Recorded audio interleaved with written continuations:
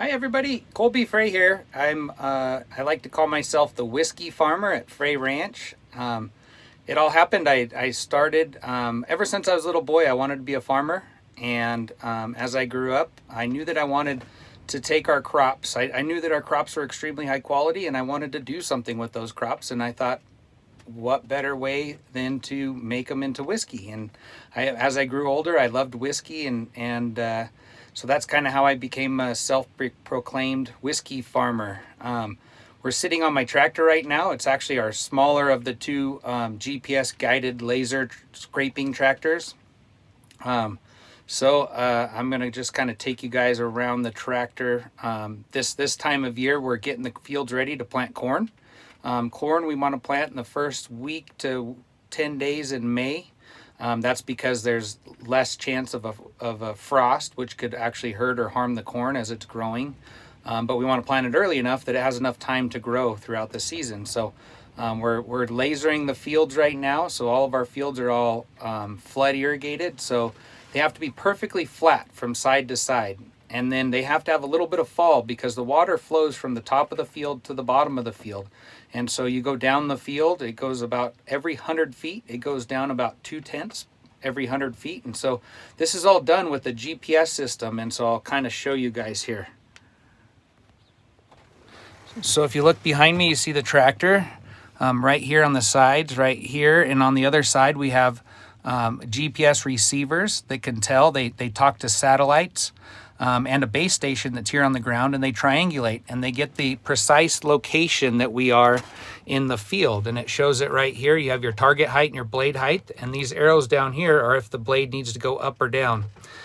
And as you go down the field, the tractor knows exactly where you are and where you should be, and it'll automatically raise and lower the scraper. And if you're in a little bit of a hole, the scraper will automatically raise and let some dirt out to fill up that hole. And if you're on a hill, it'll automatically lower and help fill up the, or dig out that little hole or hill. And so it's really efficient. It's great. It's so complex that it even follows the Earth's curvature because that's the best way for water to flow. It's not perfectly flat, actually. It's a little bit round, which compensates for the Earth's curvature. The other really important part of the tractor is down here. It's the GPS guidance system. So what this does is it drives the tractor for us. And that's really important because we want to be really efficient. And so, if we're driving the tractor ourselves, there's a good chance that we could miss a part of the field. We could overlap a lot. We could miss some, whatever. So it's the most efficient way because it's really, utilizing the tractor to the best of its knowledge. So I kind of parked right here. I'm in front of the office and the beautiful lawn. You can see our beautiful green rye field right over there. But I just wanted to show everybody, you see over here, these are all our lineup. Our distillery is right over here. And we have an antique tractor lineup just in front of the distillery. And it really is humbling for me to realize that those are the kind of tractors that my forefathers used. And back then that was a big deal. They were state of the art and they were really efficient, But today we have tractors like this one that I'm in right now. It's a John Deere 8335R, and it's very efficient, and it has a transmission that's called an IVT transmission. It's infinitely variable, and you actually set the speed, and as it needs more power, it automatically revs up the engine, but lowers the transmission gears so that it's staying at a constant speed, but it's being the most efficient, RPM wise or throttle wise as you can be. So it'll just idle around the field until it actually needs more power. When it needs more power, it'll automatically rev up the engine, slow down the transmission so you have a consistent speed, and whatever's the best, most fuel efficient, speed for that, that speed and that amount of power that you need.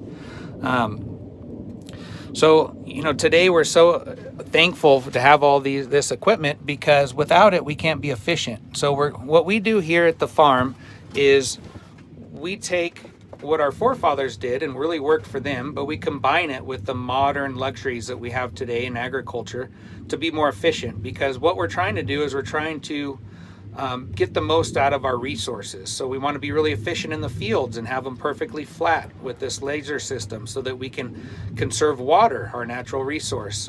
We want to use as little diesel as we can, or fuel, and labor and tractor tires and hours on the machine. So that's why we have the automatic guidance system that can be more efficient, so we can have less passes and less time in the field. We're using the IVT transmission that I talked about, and that really saves a lot of fuel also, so that it's running at the right RPMs for the actual desired power that it needs. So we're so lucky today to be where we are today and be able to use what we have today at our disposal, but also use the techniques that my forefathers have passed on from generation to generation. For example, my grandfather had a diary, and he wrote in it almost every day. And he found that the ideal date to plant corn was May 10th.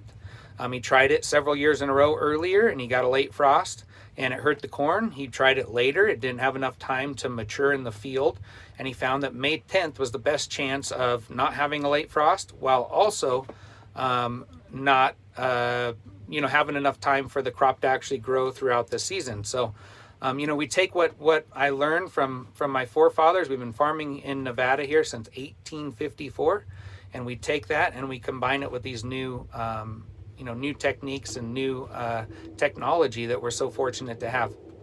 I really appreciate all you guys joining me right now.